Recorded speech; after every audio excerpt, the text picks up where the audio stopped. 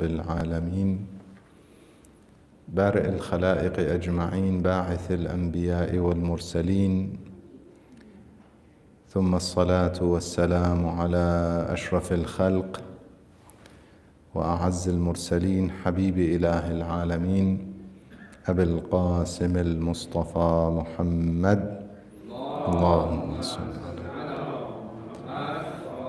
وعلى آل بيته الطيبين الطاهرين المعصومين المنتجبين سيما بقية الله روحي وأرواح العالمين له الفداء. قال الله الحكيم في محكم كتابه الكريم: بسم الله الرحمن الرحيم. إن الله اصطفى آدم ونوحا وآل إبراهيم وآل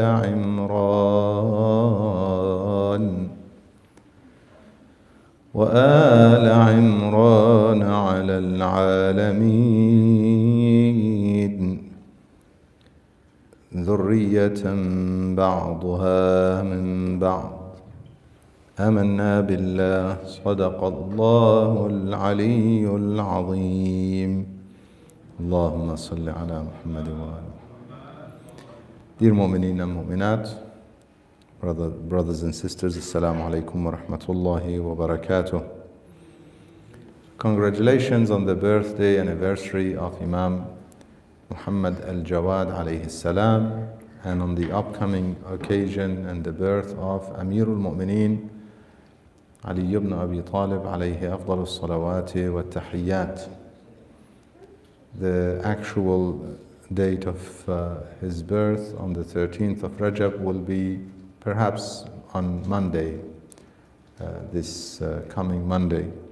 However, combining those two occasions, and inshallah the center has also dedicated a day out or a picnic day, I believe next weekend, inshallah. The details they will send, and Mu'mineen and Mu'minat will participate as we continue celebrating those happy occasions and blessed occasions in this sacred month of Rajab, inshallah.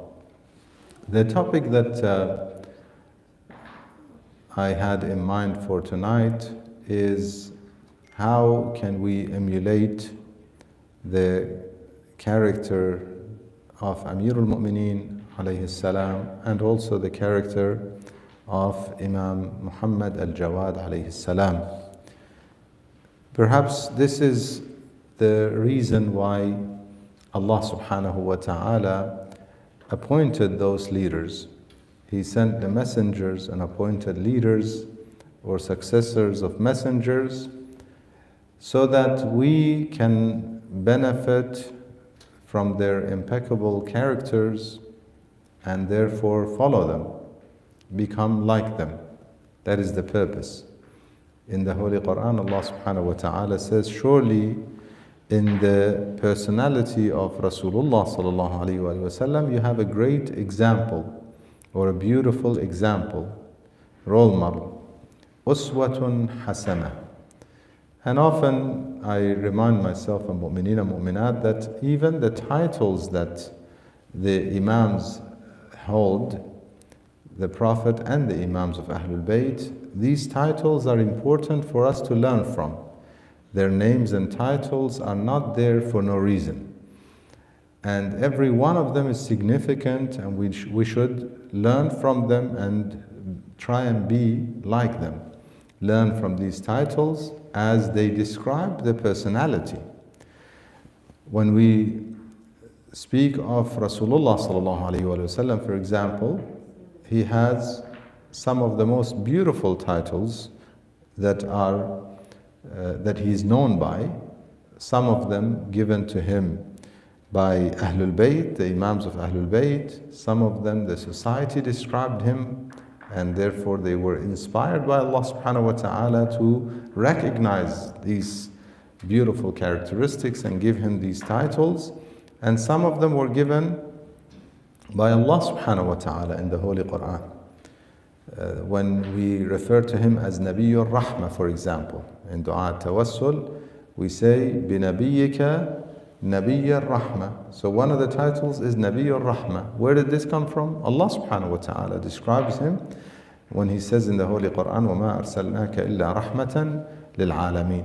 Obviously, when you look at many Muslims today, you'll find that they have not learned much from the character of Rasulullah sallallahu alaihi wasallam and this beautiful attribute of mercy. Allah subhanahu wa ta'ala sent him as a mercy, yet we hardly learned from the mercy and the merciful character of Rasulullah sallallahu alaihi wasallam.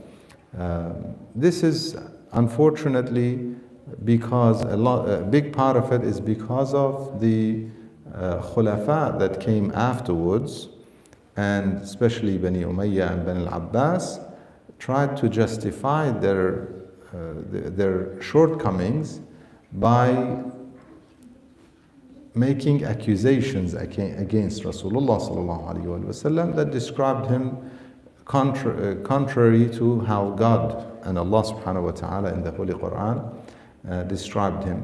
Coming to Ahlul Bayt, salawatullah wa salamu alayhim ajma'een, although they are all from the same light, in the hadith we are told, kulluhum nurun wahid.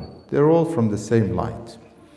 The first light, meaning light of guidance, that was created was the light of Rasulullah sallallahu alaihi wasallam, and from that light, the rest of the lights of Ahlul Bayt, the lights of guidance, were also created, meaning every one of them is from the same source. However, Allah subhanahu wa ta'ala decreed that during their times, each of them would have a role, would play a role. And based on the role that they would play during their time, based on the circumstances that surrounded them and the needs and the necessities of their society, they displayed certain characteristics, certain attributes became more clear from the Imams of Ahlul Bayt, from the different Imams of Ahlul Bayt. Therefore, they were given those titles. And those titles, again, are for us to learn from.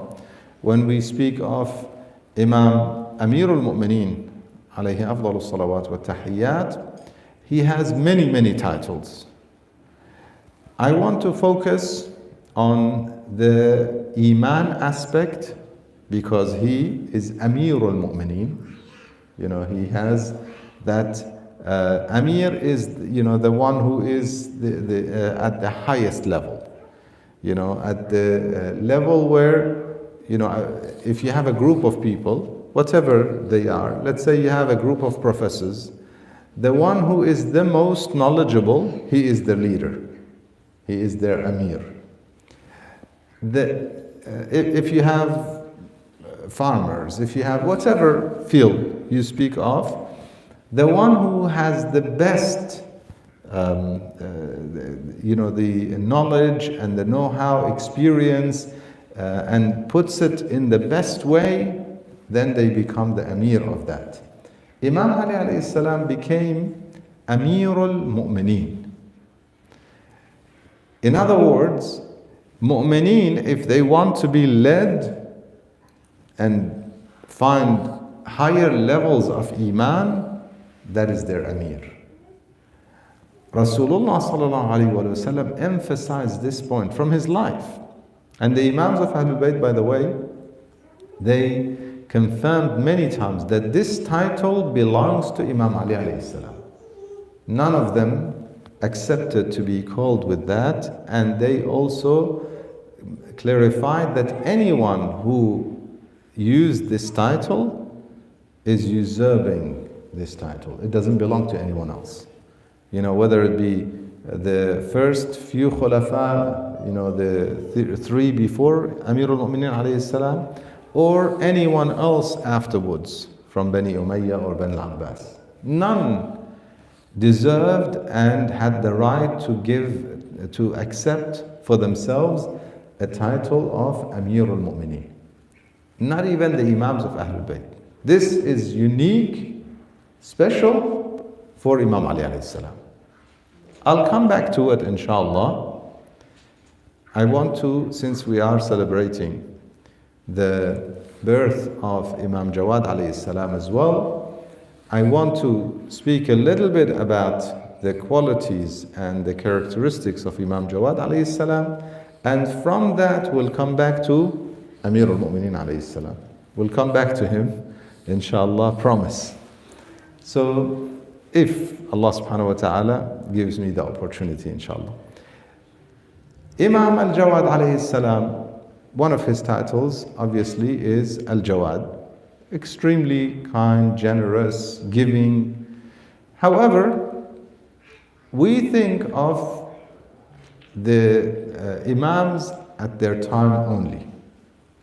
We think that that's where it applies.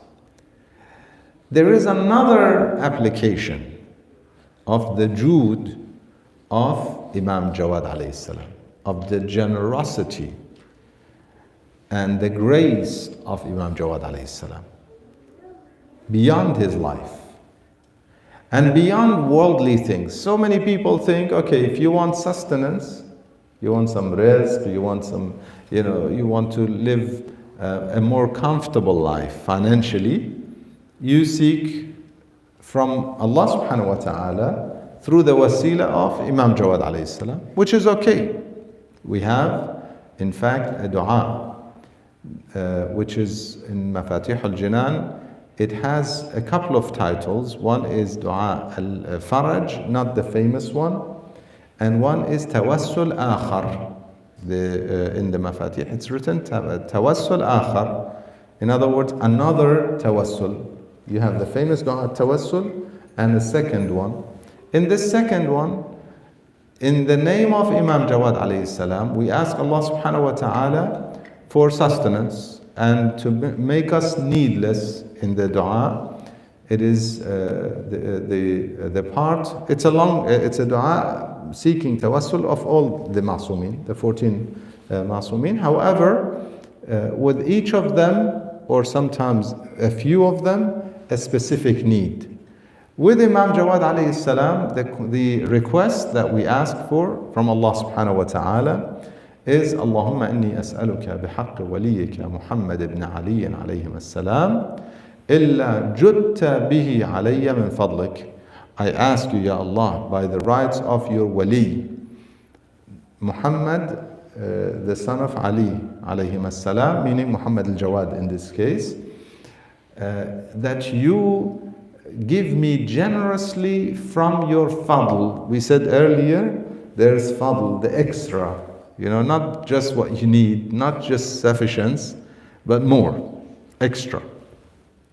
إلا جدت به علي من فضلك وتفضلت به علي من وسعك. You give me from your grace and from your abundance. ووسعت علي رزقك. You make my sustenance abundant and make my need to you.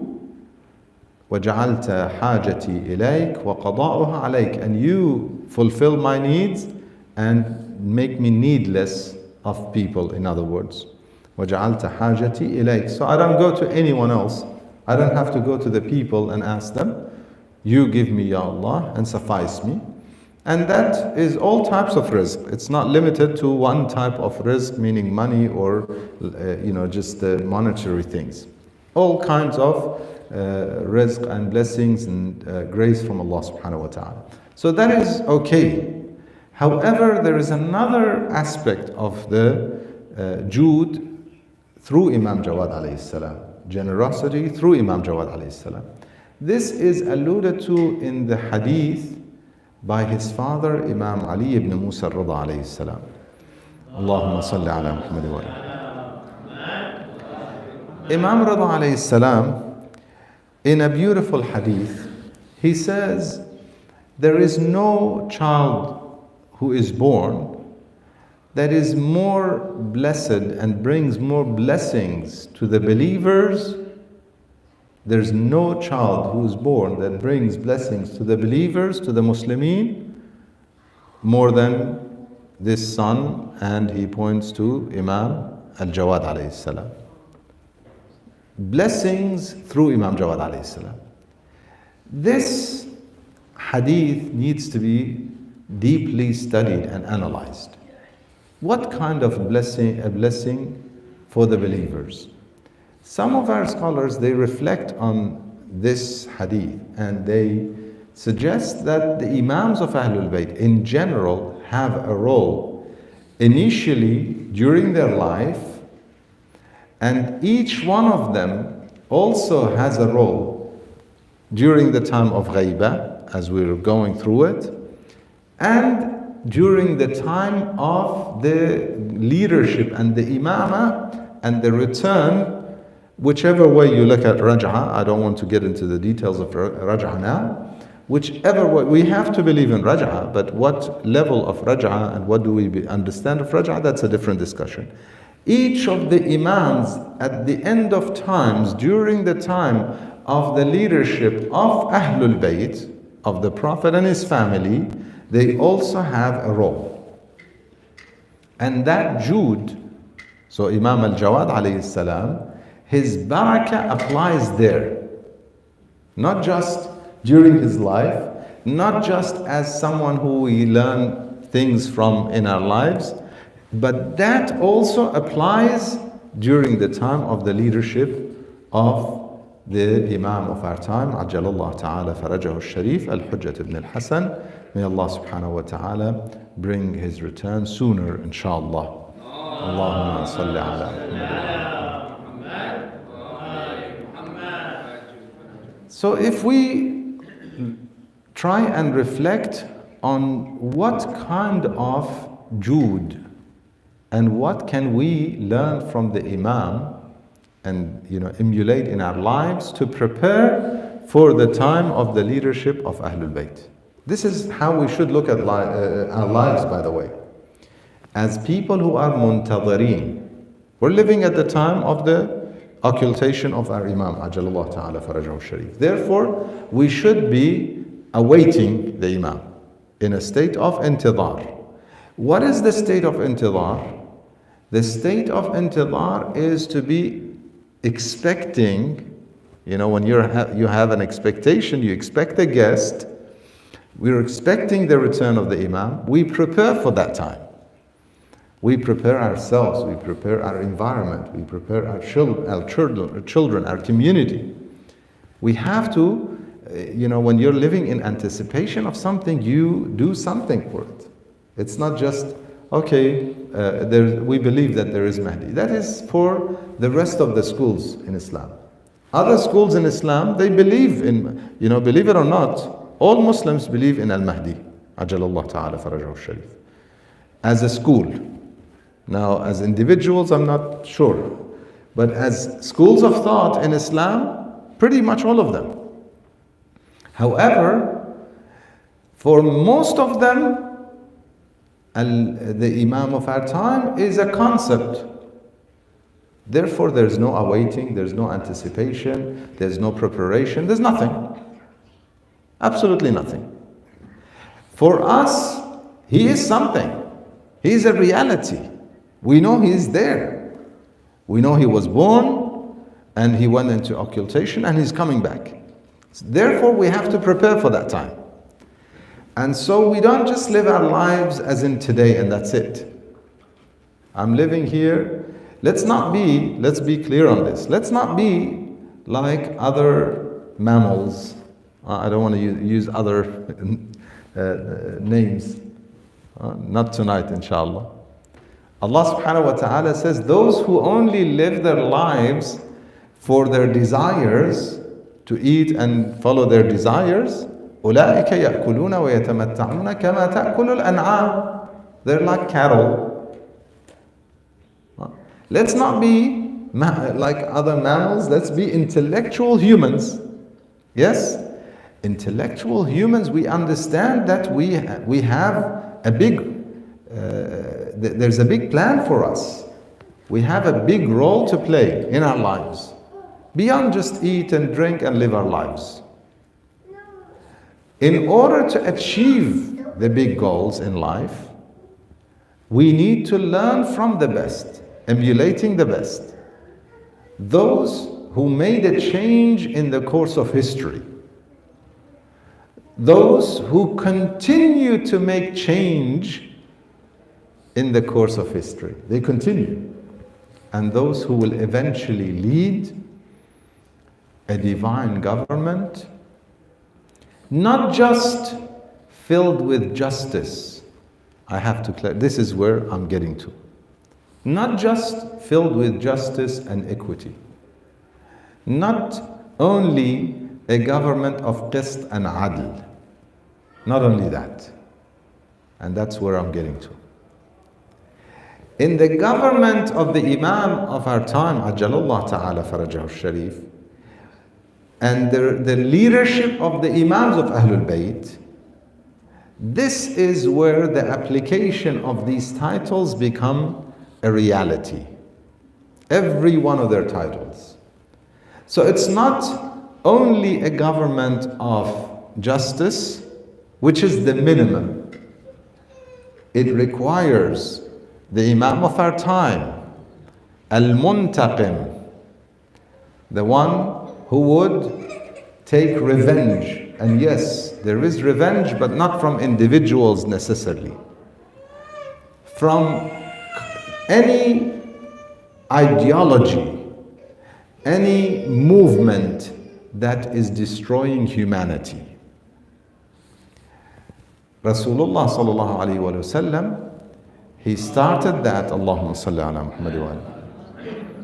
And Amirul Mu'mineen was next to him, helping him, Nafsu Rasulullah, establishing that. And eventually the Imam of our time, Ajalullah Ta'ala Farajahu Sharif, will complete that. Imam Al-Jawad alayhi salam, we're speaking of the Imam. One day, his father, Imam Ali ibn Musa al-Rida alayhi salam, was feeding him, was very young. Mind you, when his father passed and was a martyr, at the martyrdom of his father, Imam al-Rida alayhi salam, Imam Al-Jawad alayhi salam was only 8 or 9, very young.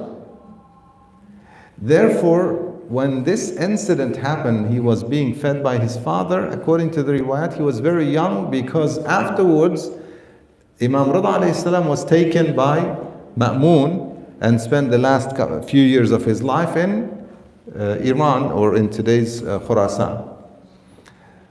So, very young, Imam Jawad alayhi salam was very young at that time, and his father was feeding him. All of a sudden he noticed that he is tearing up, he's shedding tears and cannot even swallow his food. Basically, imagine a child who's extremely upset, sad, crying. Can they eat their food anymore? They cannot even have, a bite that they're eating. In that kind of a situation, who? Imam Jawad alayhi salam. So his father asked him, what is it? Perhaps knowing what it is, but wanting to teach us, tell us what it is.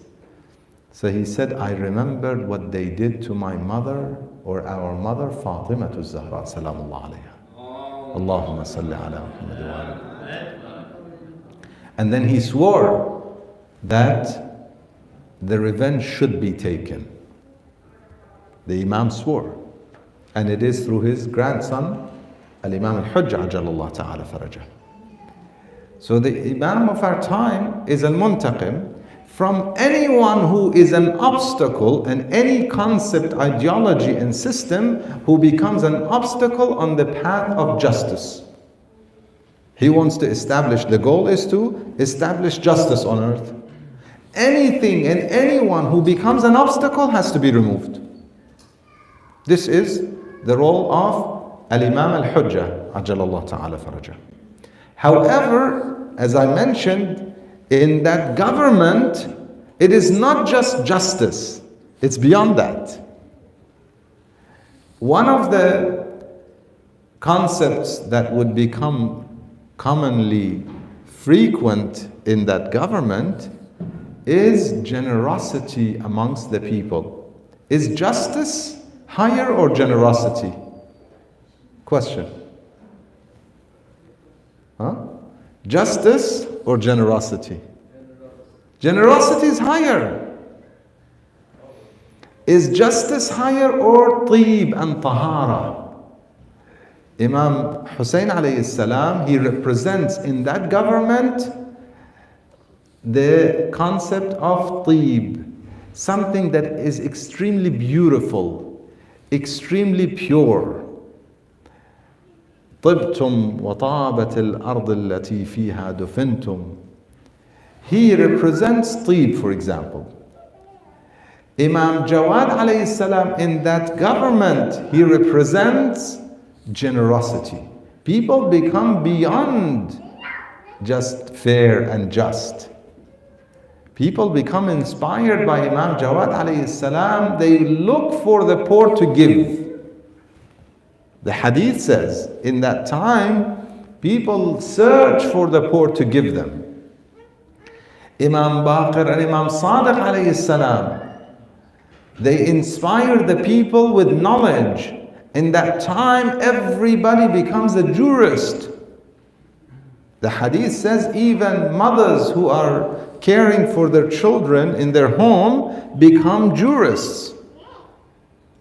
Fuqaha. Every one of the imams represents an attribute that brings itself then at its peak. Humanity then benefits from that at its peak. What does Amir al-Mu'mineen, coming back now to Amir al-Mu'mineen alayhi salam, we spoke of Imam Jawad alayhi salam and his representation. We come back to Amir al-Mu'mineen alayhi salam, Imam Ali ibn Abi Talib alayhi afdal al-salawati wa tahiyyat. Allahumma salli ala Muhammad. What does he represent? We said he is Amir al-Mu'mineen. We're speaking of a time where people are doing their best to do what? To be the closest to Allah subhanahu wa ta'ala. Imam Amir al-Mu'mineen represents in that during that time, he represents faith, iman, and truthfulness, as-sidq. The hadith says he represents al-iman and as-sidq, truthfulness and faith. In other words, in that time, if anyone wants to get to the levels of iman, they can only get through Imam Ali alayhi salam. They recognize that. They realize that you have to be with Imam Ali alayhi salam to be truthful. Ma'as Sadiqeen. There's a book. The author is very famous, Tijani Samawi. He wrote several books. He was enlightened to the school of Ahlul Bayt. One of his books is لِأَكُونَ مَعَ الصَّادِقِينَ, so that I am with the truthful ones, the truth-telling ones. Why this title? Because he realized through the riwayat of Rasulullah sallallahu alaihi wasallam that Sadiqeen are those with Imam Ali alayhi salam. If you are not with Imam Ali alayhi salam, he becomes the mahak, basically, the separation.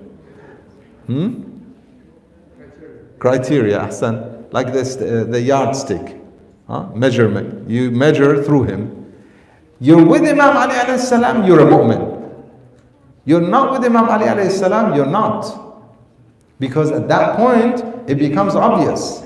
So one has to choose. There's absolutely no vagueness, no middle path, no gray areas. It would become clear to all. Today, there are many people who don't know. And perhaps you could say we can't blame them.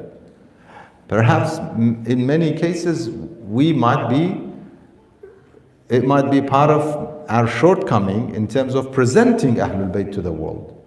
Therefore, they are unaware of the wilaya and the leadership of Imam Ali alayhi salam. If it's presented to them, they would. However, when everything becomes clear, the representation and the implementation of Al-Iman and As-Sidq becomes Amirul Mu'mineen alayhi afdal as-salawat wa tahiyyat. That is why he was given this title. And when we speak of Imam Jawad alayhi salam saying, by God, he swore that I will take revenge from those who harmed my mother Fatima, salamullah alayha, it is not because it's a blood relationship and we have to take revenge like Jahiliyyah. Never.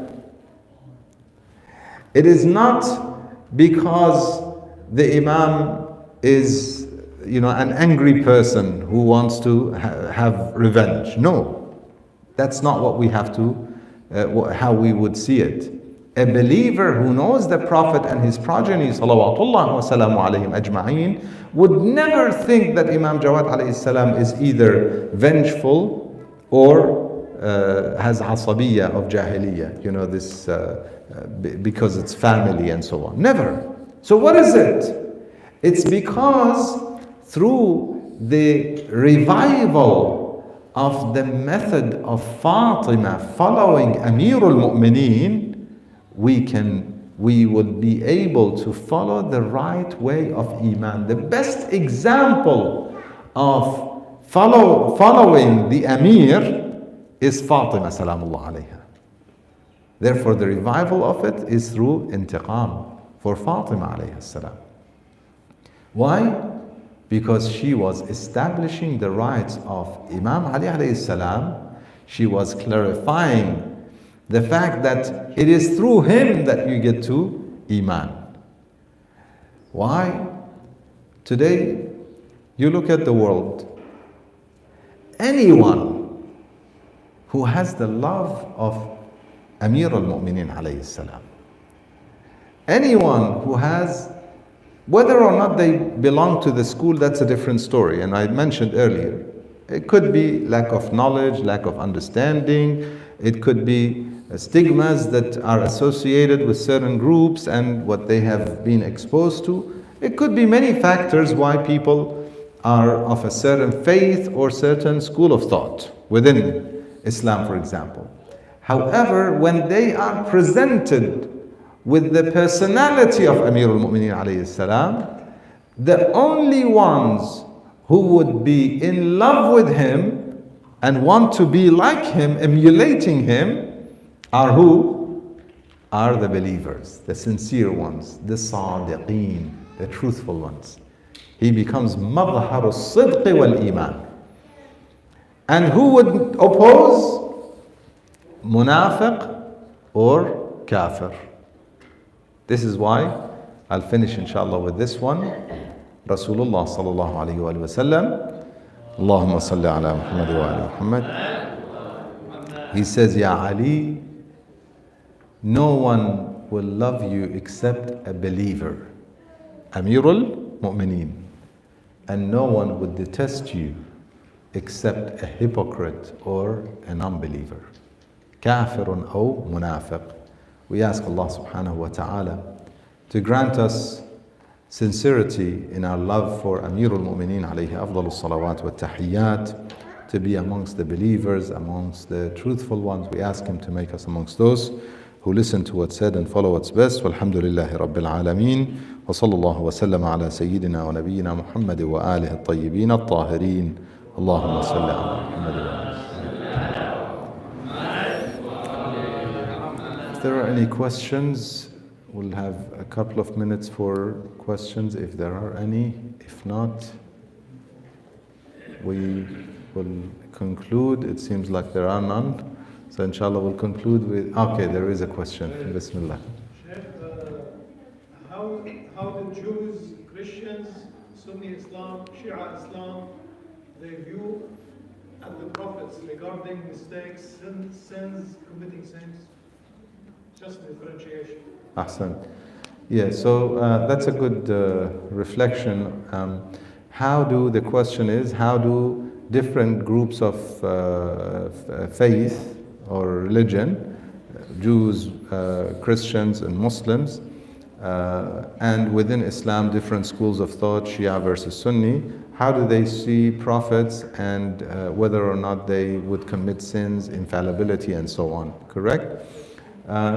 You would find that the only school that is very, very strong on the belief that prophets and their successors are all pure, infallible, they are not sinful, they would not commit sins, is the school of Ahlul Bayt, the Shia school of thought.